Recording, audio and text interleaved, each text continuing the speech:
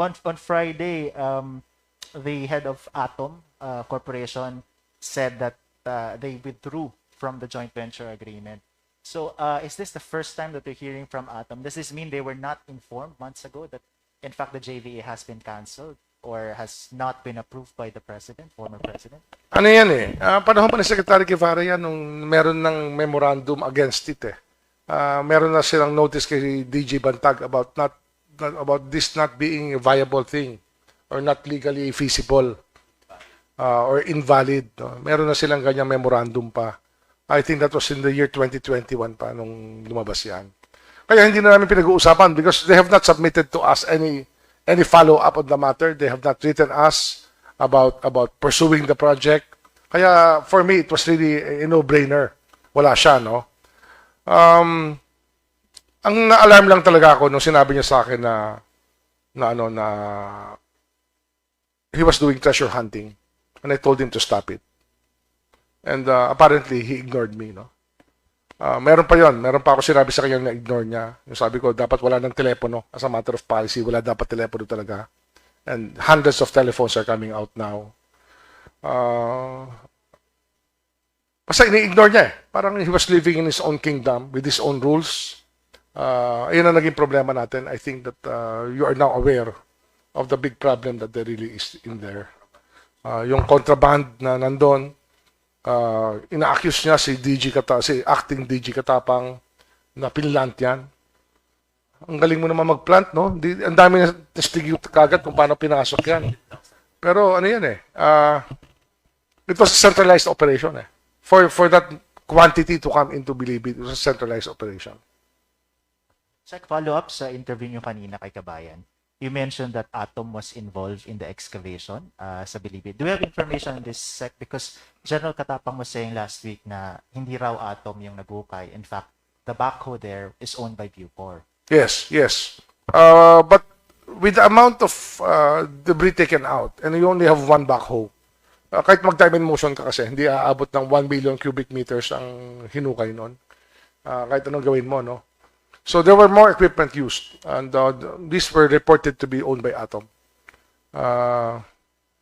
Kasi ano, 1.2 million ba? 1.2 million cubic meters were removed from the site and brought somewhere else.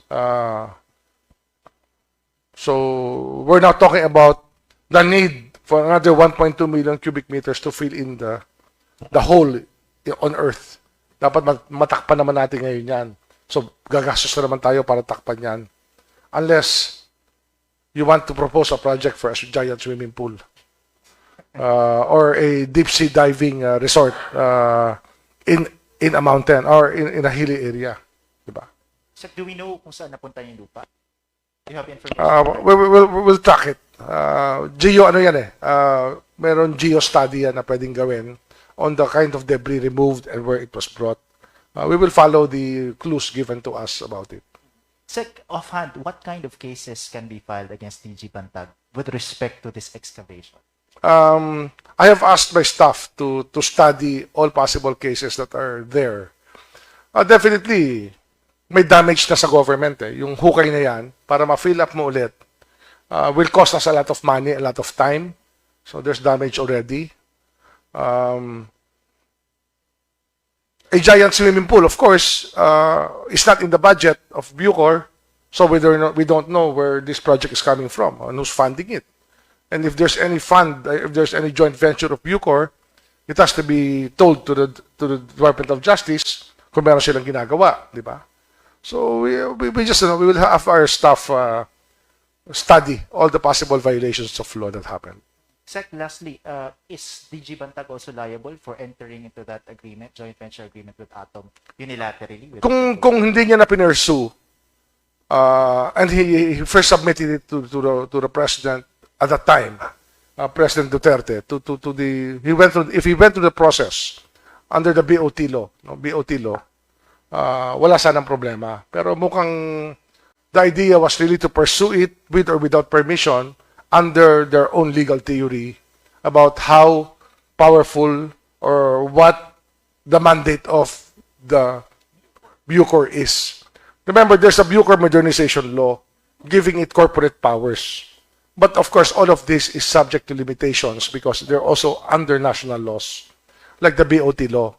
So if you look at the sale of the property, the sale joint venture of the property, being an unsolicited proposal, there must have been a process followed. Pero apparently, there is no other bidder or there's no other person that came in to ask if they can challenge it. No? Sana may Swiss challenge yan. Pero wala eh. It became a deal personally entered into by somebody who thought that or was acting under the impression that he was independent of all the other processes of government. Apparently, there's a problem there. Hi, Sir. Marlene Alcaide from TV5. Sec, Bantag po in a recent interview, sinabi po niya na patunayan daw na iiral pa rin yung hustisya o kung may hustisya pa din na makukuha siya. Ang hustisya kasi, ano yan blindfolded lady ang sabi natin, di ba? Ano ba ang blindfolded lady? Bakit gano'n? Kasi that's the justice system. Meron tayong judges and justices who are supposed to be always above any bias against anybody, di ba? Ang trabaho ng prosecution is to prosecute. That's what the DOJ is all about, is prosecution. The National Prosecution Service, the NPS, di ba? It is an executive function. So all of this drama, I don't know where it's going, no? But it's a lot of drama. Ganun talaga ang batas eh. He's ano siya eh, di ba? He's a person in authority eh. He is a man in uniform. He should know the rights of people and the law. And if the law is violated, he should know the consequences. So justice should be not far from what he thinks it is to be. But dapat sinabi niya na dati yan kung may problema ang justice system. Pero parang ngayon eh, I don't really wanna dignify anything if you think about it. Sec, Alvin Murcia po sa Daily Tribune. Clarify ko lang po kasi sabi nung kampo nila wala pang ni Bantag, wala pang nare-receive na subpoena. Napa-serve na po ba? Hindi, basta ano yan, the DOJ is doing its job. Okay? Whether or not he received it, there's a process for it. Whether it will be left at his last known address, or it will be served to his lawyer, or served to him, is a problem of the DOJ, in accordance with the rules set out by the Supreme Court also on this matter. Thank you, sir.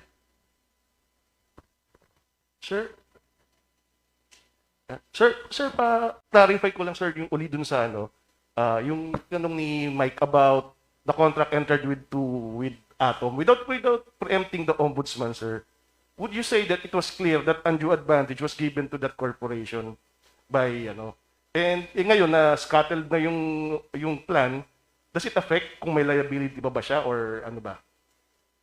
It's up to the ombudsman. And it's up to the courts to decide that later.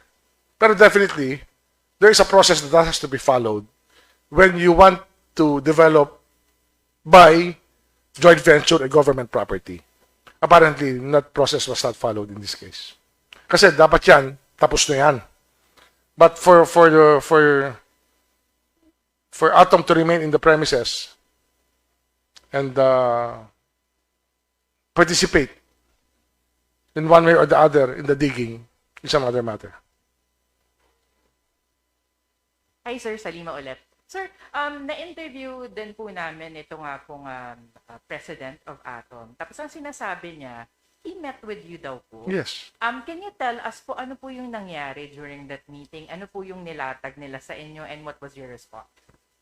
Ano nga eh, wala naman makukuha sa meeting na verbal kung wala silang written submissions na pwede namin aktuhan eh. You know that, di ba?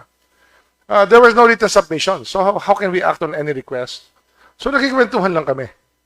And ano ba yung kwento ron? Well, he wanted to develop Bilibid into a real estate venture and replace it with land in Nueva Ecija that he owned. Basically, yun yung kwento ron eh. Kaya lang, wala siyang papeles na binigay sa amin about that matter. Apparently, we found out later that he donated land already, which of course he is rescinding, donations he is rescinding, kasi dapat ililipat daw nila yung buong National Bilibid Prison sa Nueva Ecija, sa General Tino. Yun ang plano nila eh. But I was never in on that plan because as SOJ, I have to look at the overall future of our correction system. I am not project bound. I look into the universe of the problem. Kaya nga regionalization, decongestion, yung atin kasi proactive measures to improve the correction system. Hindi ho tayo project-based na mahilig sa real estate. We don't want real estate to get into the way of good work. Tsaka yun, yung ang mangyayari kasi ron, you're not improving anything. Ililipat mo lang yung mega prison and it's the same thing all over again. Sir, kung dumaan sila sa proseso, tapos they were open to your suggestions, would you have been, I don't know, somewhat parang open? Speculative question yan eh. Kasi dumaan na nga sila sa proseso nung sinabihan sila ni Secretary Guevara na hindi pwede yung ginagawa nyo. Tapos na yun eh. Doon pa lang tapos na yun eh. Kaya lang pwede ba, ang Pilipino ba pag may bisita, tinataboy ba niya yung tao? We don't do that eh. Diba? Mayor Bote of Atom is a politician also. He did business in Cavite, kaya kilala ko siya somehow because of his wife. So I cannot be unfriendly to him. It's decency na dapat mabait tayo sa bisita natin. Hindi tayo nagpapalayas ng tao dahil may problemang gano'n. Yun lang, wala siya sinasabit na written. Wala rin sinasabit sa akin na written si DG Bantag.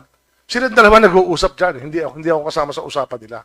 Kung ano talagang usapan nila sa bagay-bagay dyan. Basta nakita ko lang that ang tanong na pumapasok sa isip ko, kaya ba ni DG Bantag gawin yung paghuhukay mag-isa?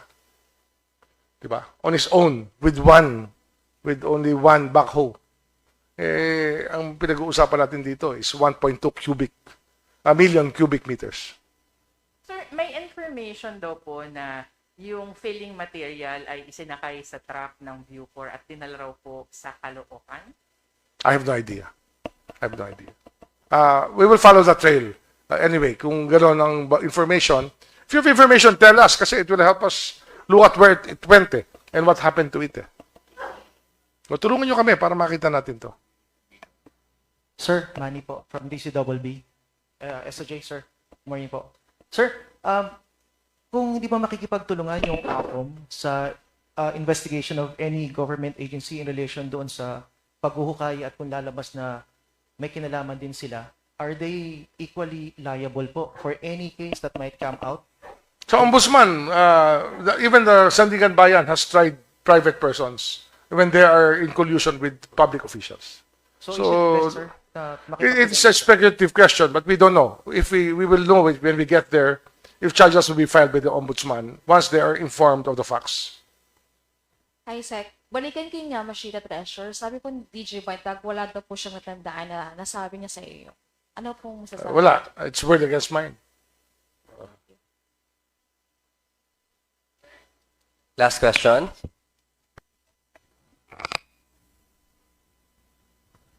Sir, may iba pa po ba kayong na-discover? Anything you'd like to reveal to us about po the situation in the NBP? Ang tawag dyan, meron jurisprudence dyan, di ba? Fishing expedition, sabi ni Asek Lavano.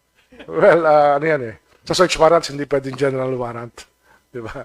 Now, anyway, marami pa lumalabas. I was in conversation last night with General Katapang, and he was telling me more things about what he was discovering inside. Magaling talaga si General Katapang sa ganyang bagay. I actually admire the guy for sticking it out and being cool under all the tirades against him. Sure, one last question.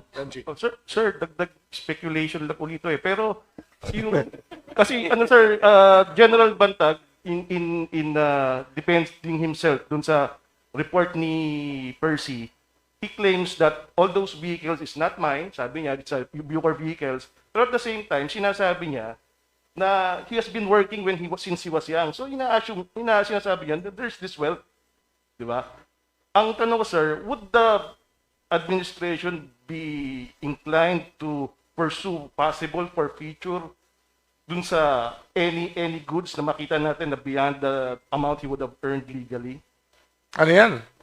Just putting the cart before the horse. Or I don't know how you describe it, no? But that's very speculative talaga. As you said it, it's speculative.